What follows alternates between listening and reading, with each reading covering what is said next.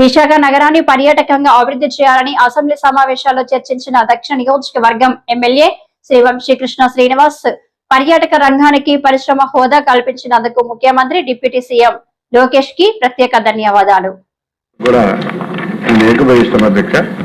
ముఖ్యంగా పర్యాటక రంగాన్ని పరిశ్రమ హోదా కల్పించినందుకు ముఖ్యమంత్రి గారికి డిప్యూటీ సీఎం గారికి లోకేష్ గారికి ప్రత్యేకమైన ధన్యవాదాలు అధ్యక్ష.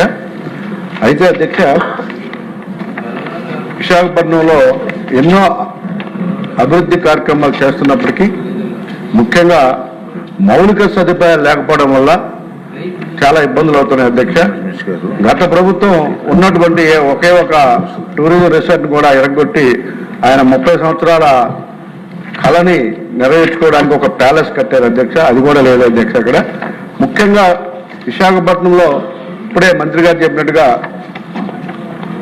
ఎక్కువ పెట్టుబడులు పెట్టే వాళ్ళకి సబ్సిడీతో పాటు దాదాపుగా ఒక 10 వరకు ఒక మెగా ప్రాజెక్ట్ తీసుకొచ్చి ఒక ఓబరాయ్ హోటల్స్ కావచ్చు, మేఫేర్ కావచ్చు, మెగ్లాన్ కావచ్చు, చాలా సంస్థలు వచ్చి ఆ ప్రాంతం అంతా అభివృద్ధి జరిగి యూత్ అంతా కూడా ఎంప్లాయ్మెంట్ వచ్చే అవకాశం ఉంది అధ్యక్ష.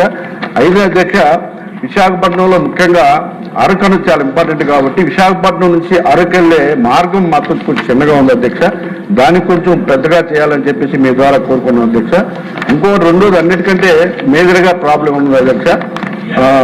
సిఆర్జెడ్ జోన్ అనేది చాలా ఇంపార్టెంట్ అధ్యక్ష. ఎన్నార్ నుంచి భీముల వరకు ఉన్నటువంటి ప్రాంతంలో చాలా ఇబ్బందులు పడుతున్నారు అధ్యక్ష.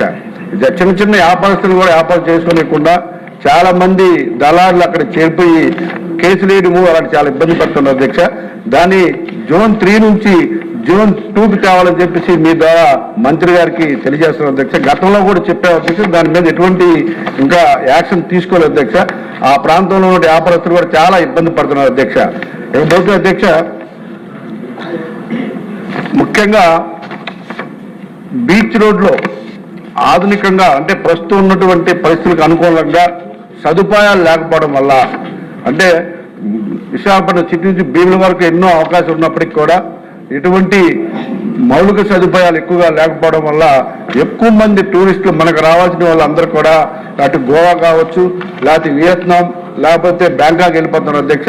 దాని మీద ప్రత్యేకంగా దృష్టి పెట్టి మన దగ్గర కూడా అద్భుతమైనటువంటి బీచ్ ఉంది కాబట్టి దాన్ని ఆ విధంగా కూడా అభివృద్ధి చేయాలని చెప్పేసి మీ ద్వారా మంత్రి గారు తెలియజేస్తున్నాం అధ్యక్ష. రానున్న రోజుల్లో విశాఖపట్నం అనేది ఒక అద్భుతమైన సిటీ అధ్యక్ష. ఎప్పుడైనా సరే ఏ దేశం కూడా ఇప్పుడు మనం చూస్తున్నాం అధ్యక్ష, అన్ని దేశాలు కూడా టూరిజంకి చాలా ఇంపార్టెన్స్ ఇస్తున్నాయి కాబట్టి ఆ ప్రాంతంలో మౌలిక సదుపాయాలు కానీ పెరిగితే ఆటోమేటిక్గా అందరూ కూడా టూరిస్టులు విశాఖపట్నం వైపు చూస్తారు అధ్యక్ష. భారతదేశంలో విశాఖపట్నం అనేది చాలా ఇంపార్టెంట్ కాబట్టి దక్షిణ భారతదేశంలో నెంబర్ 1 టూరిస్ట్ ప్లేస్గా ఉంది అధ్యక్ష. దీన్ని మనం అభివృద్ధి చేయాలని చెప్పేసి మీ ద్వారా మంత్రి గారికి తెలియజేస్తున్నాం.